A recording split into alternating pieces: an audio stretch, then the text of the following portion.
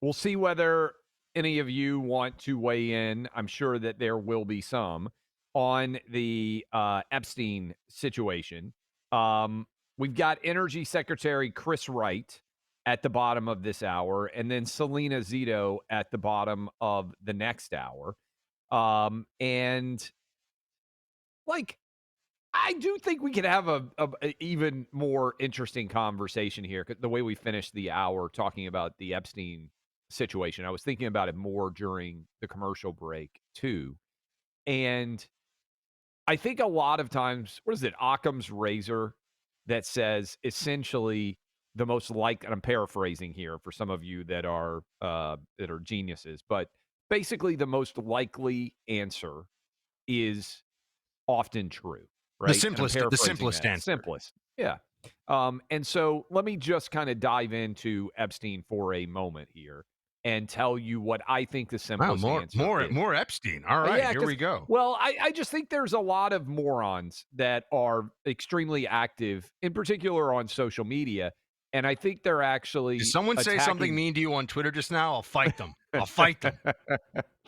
No, I mean, look, it doesn't impact me, but I do think when you're coming after guys like Dan Bongino and Cash Patel, um, those guys, let me just focus on Bongino specifically. Dan Bongino, whatever you want to think about the job that he's doing, gave up a multi-million dollar job to go serve his country at the FBI. And I don't think there's very many people that are willing to do that. I don't think there's very many people out there that are making millions of dollars a year and say, you know what, I'm going to give that up and I will make $150,000 a year or whatever the deputy FBI salary is. I don't know. And I'm going to move to Washington, D.C., and I'm going to work 16 hours a day, 7 days a week. And I'm going to do my best to try to make the country as safe as I possibly can. And then over an Epstein situation, people are like, "Oh, you can't trust that guy anymore." I mean, I think, frankly, you're morons if you're making that argument. And let me explain why I think you're morons. Because I just want to dive into what is actually the most likely thing here. This guy, Epstein, was able to somehow get into a relationship with the owner of Victoria's Secret, was then able to get super hot girls that are Victoria's Secret models at all these events that he would then start to create. And as a result, he was able to get extremely rich and powerful men access to those women, and he took advantage of it. And intelligence agencies found out that he had this connection to the honeypot scheme, and they started to leverage what he was doing as well. Okay. That to me seems like the most likely game that he was running. And also, in the meantime, that he had a series of sexual peccadillos that led him like down the rabbit hole of poor decision He did making. demonic. He did demonic personal stuff, demon He stuff. had then a cadre as he became more wealthy. He had a cadre of people that basically were willing to procure girls for him, like this the what's the chick's Ghislaine name? Maxwell, who's in prison. Yes. Basically, all the stories of this appear to be that she was his procurer. He would see a pretty girl and he would be like, "Hey, I'm rich. Go find that pretty girl." And she brought all these girls constantly in his I orbit. think you think that if you keep laying this out in a rational and systematic fashion, that you're going to calm some of the more Well, extreme theories this online. is And as your chief consigliere, will tell you that's not going to work. I'm okay. just So here to tell you.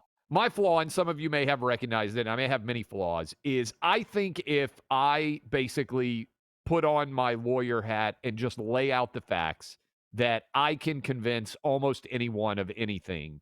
And that's where I'm Yeah. sometimes wrong. You're But not you're not you're not putting a dent in the kind of stuff okay. that people are saying online. I'm here to tell But you. so but so far there are reasonable, persuadable people out there. So that is the argument on one side. There is a rich, powerful guy who has access to young, pretty girls, and he is able to leverage that to make more money. by bringing those young, pretty girls into the circle, into that of rich old guys. Bill Clinton, probably not easy for him to meet Victoria's Secret supermodels, I wouldn't think, on his own. Epstein is the pathway through which that occurs. Okay, that's one theory. That is my theory. That is what I think is the most rational. The other theory, what I would say is, frankly, crazy town theory, is Jeffrey Epstein in some way is being protected by every powerful person in government, Democrat and Republican, for what? Like that everybody gets a secret decoder ring when they come into the government.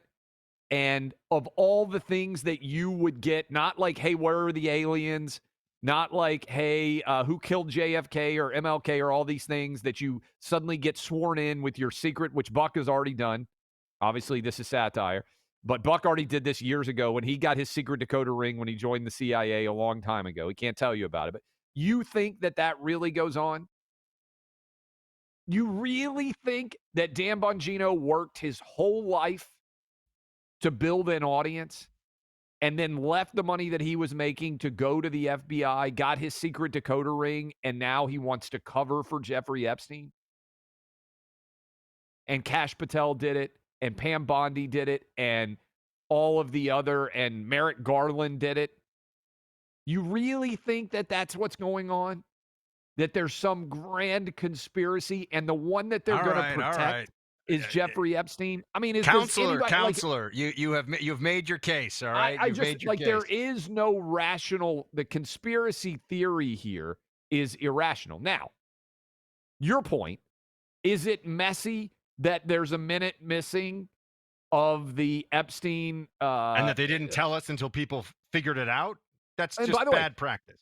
not just that, also that that they managed to have a guard go to sleep, and that the cameras And one of weren't the cameras working didn't on the work. suicide. I And mean, it's the only all of person to these have things. ever committed suicide in the history of the Manhattan Correctional Center, which has held top federal criminal defendants for a very long time, including very scary, very bad people. That I think is strange. And there's nothing wrong with things being strange. And even if you wanted to argue, hey, Epstein didn't kill himself, I don't think that's a crazy town Man, perspective to take. you just spent some time trying to calm the lions down, and now you're just kicking a T-bone steak into the lion's den, buddy. You're not going to put this one to bed today. I'm telling you, it's not happening. I So, just think it is sometimes just sit back and think rationally.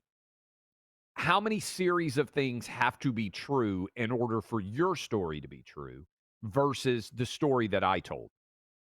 To all me, right.